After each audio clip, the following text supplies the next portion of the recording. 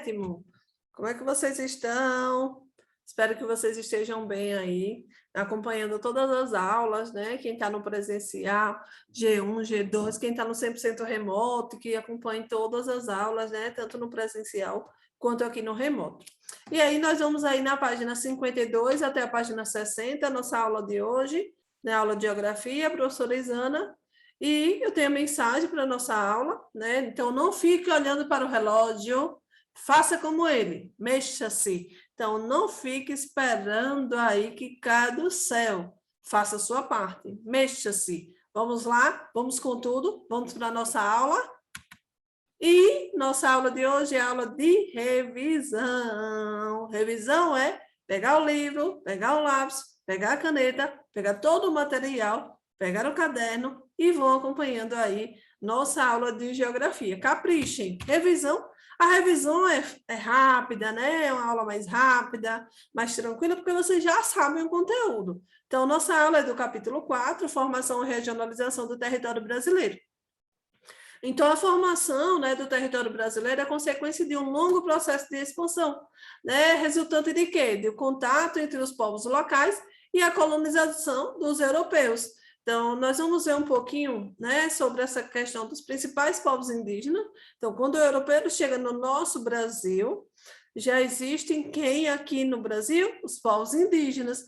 E a gente observa aí no mapa os principais povos indígenas em 1500. Então, áreas de grupos remanescentes, Tupi-Guarani, Aruaque, Cariba, Cariri, Pano, Tucano, Xauruá, outros grupos. Então, a gente observa uma diversidade aí, uma grande quantidade de povos indígenas existindo, né, existentes, que foram existentes aí no nosso Brasil. Então, em 2017, eles fizeram uma pesquisa que estimaram que no Brasil vivessem cerca de 897 mil indígenas, divididos em quantos grupos diferentes? 230 grupos diferentes. E aí nós temos aqui, né, a formação do território. Então, quando os portugueses, em final do século XV, portugueses e espanhóis, entre outros povos europeus, eles lançaram-se em busca de novas terras para a colonização.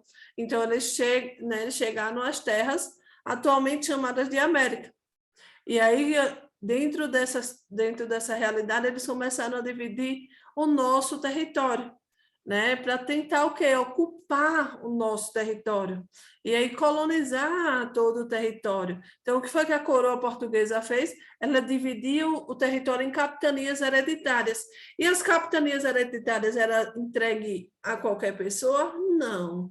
Era entregue por quem? Era entregue pelo rei de Portugal, administração de quem? De nobres ou funcionários de sua confiança.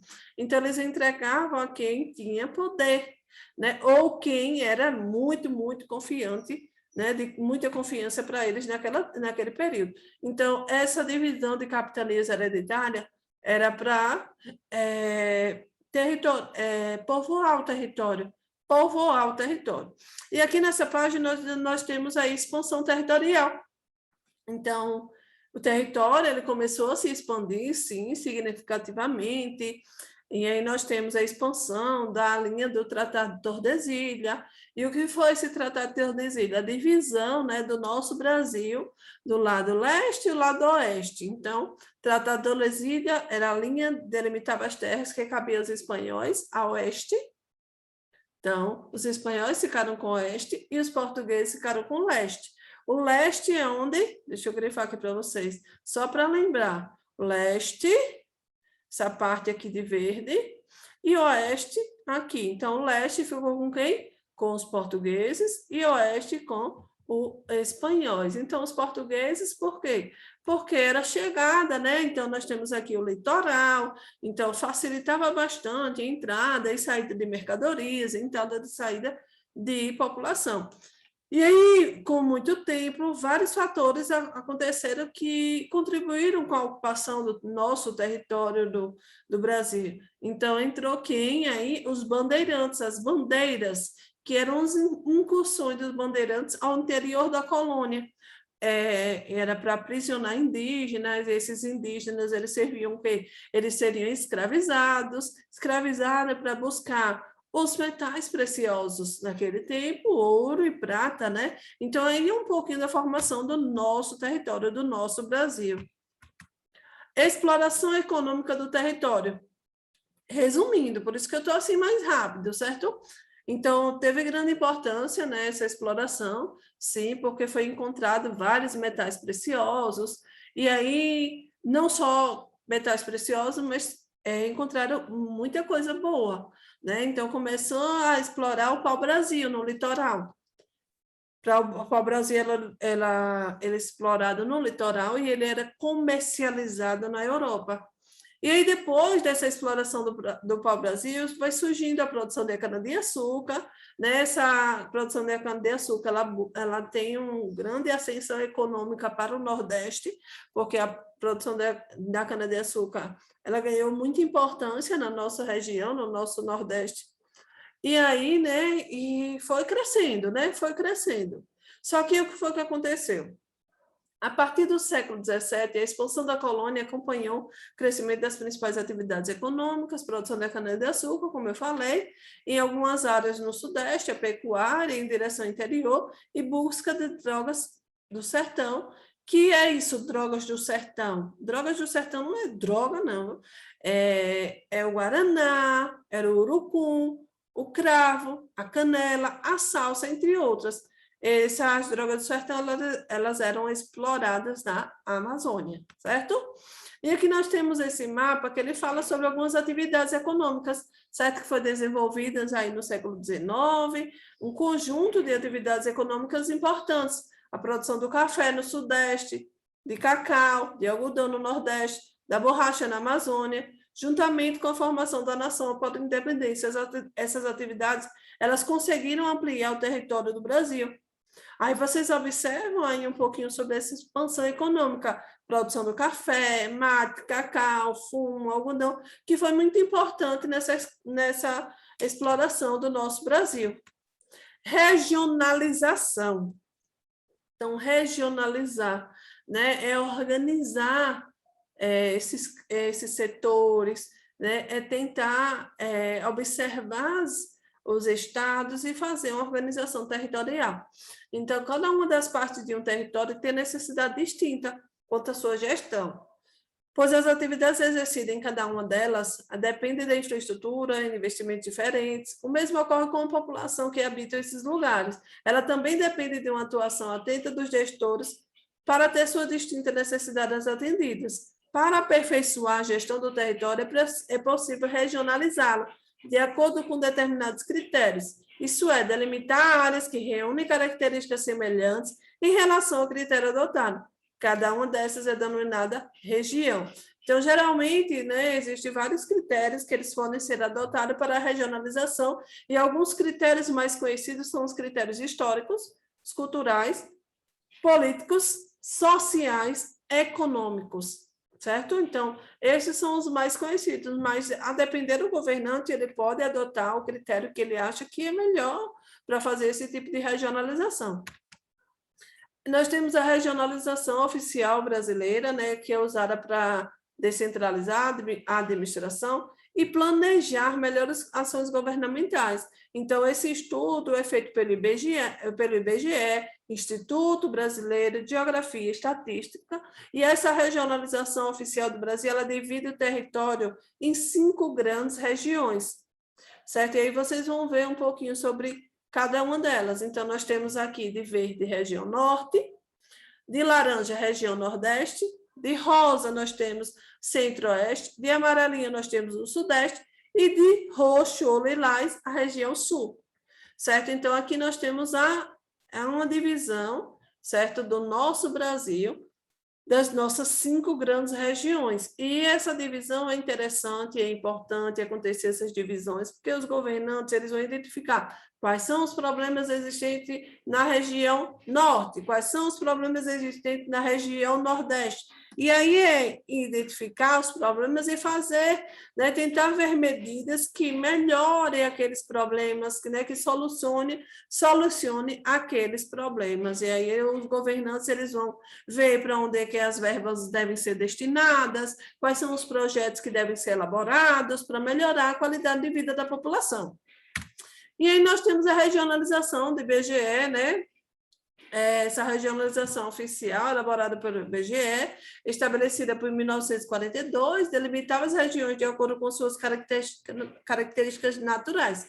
Ela foi modificada em anos posteriores, por causa das alterações da configuração territorial do país, pois foram criados e extintos territórios federais. Então, toda a regionalização, falar em mapa, ele pode sim acontecer alteração. Então, a todo momento, a regionalização ela pode acontecer alteração. E aqui nós temos um outro tipo de regionalização, que é a regionalização em complexos regionais. Por exemplo, regiões geoeconômicas. Aqui, né, nós identificamos como regiões geoeconômicas. Então, nós temos Nordeste, Amazônia e Centro-Sul. Então, elas vão ter características o quê? Históricas e econômicas diferenciadas. Então, por isso que vocês observam essas delimitações diferentes de fronteiras políticas interestaduais.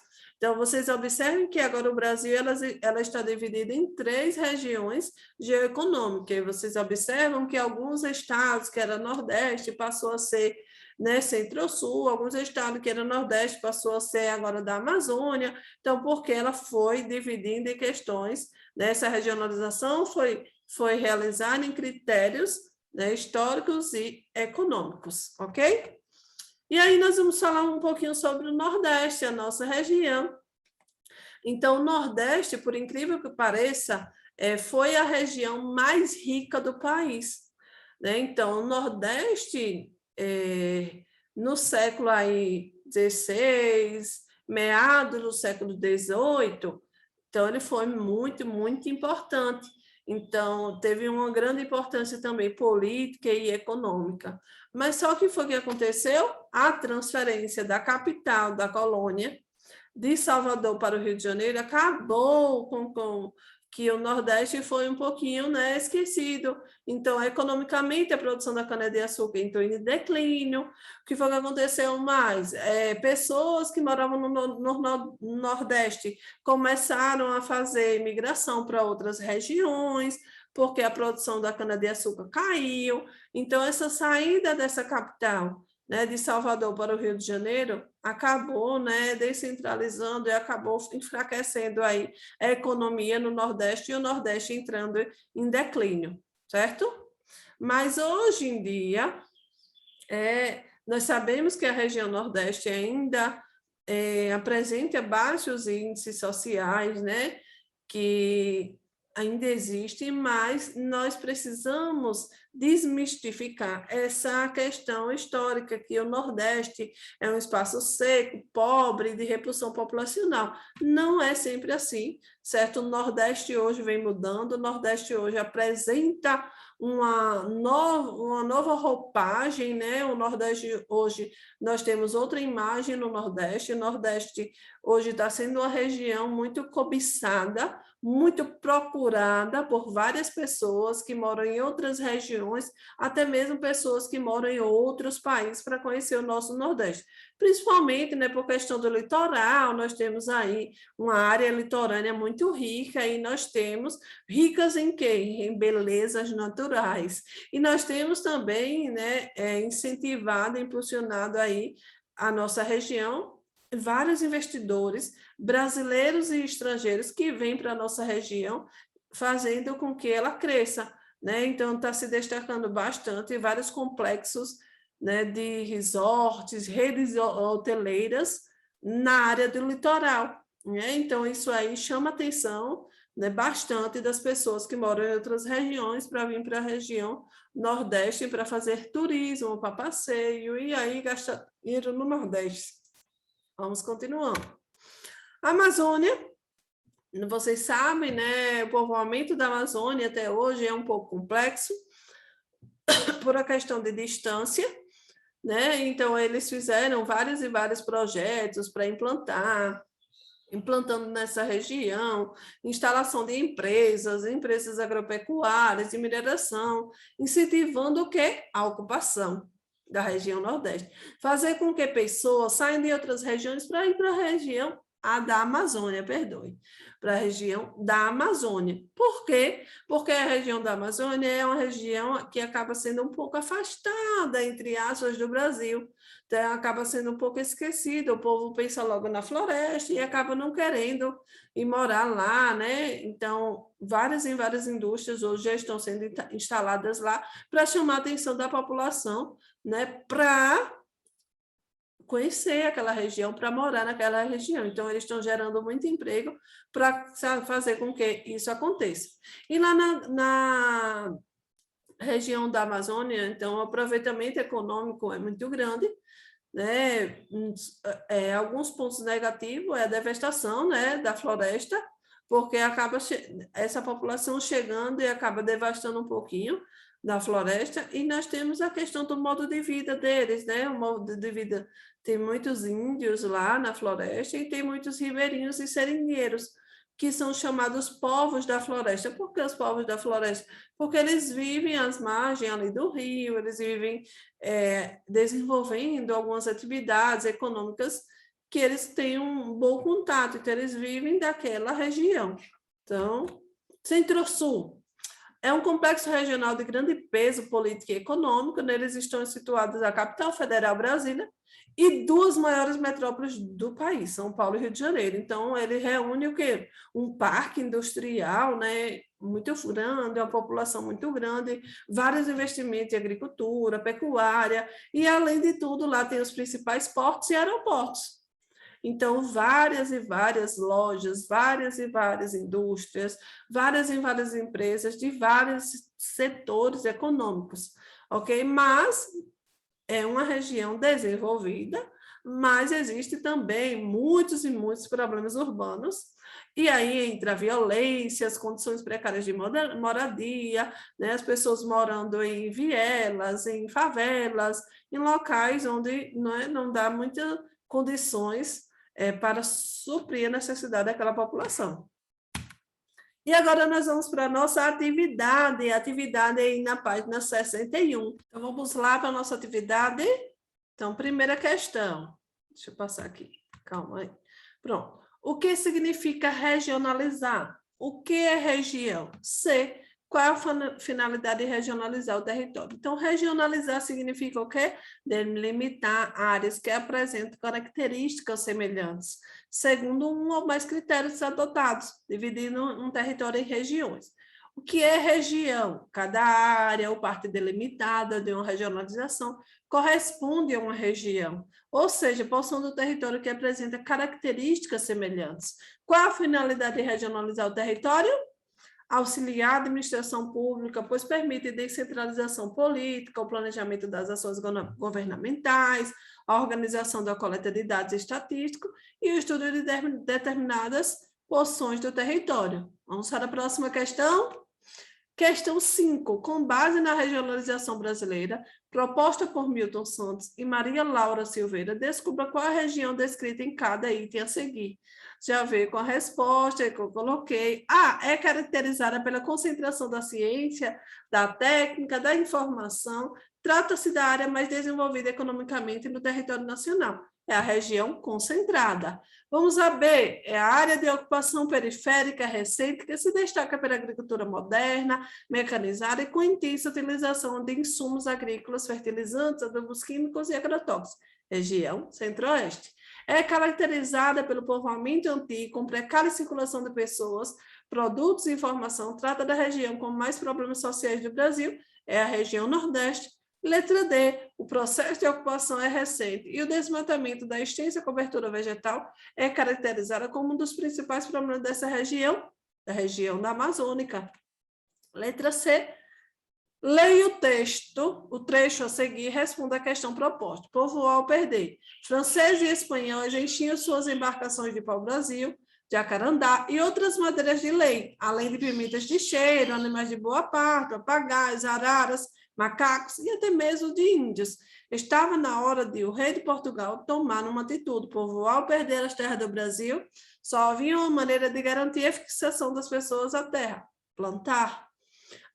Aí nós temos a pergunta: quais foram as medidas políticas e econômicas implementadas por Portugal para garantir a posse das terras ocupadas na América? Essa questão eu vou deixar para vocês responderem, certo? Essa questão vai ficar para casa. Então, vocês estão aí em casa, comecem a responder essa questão, certo? Lembre de entregar ao seu professor na próxima aula e que estiver 100% remoto, que vai mandar a foto para o seu professor.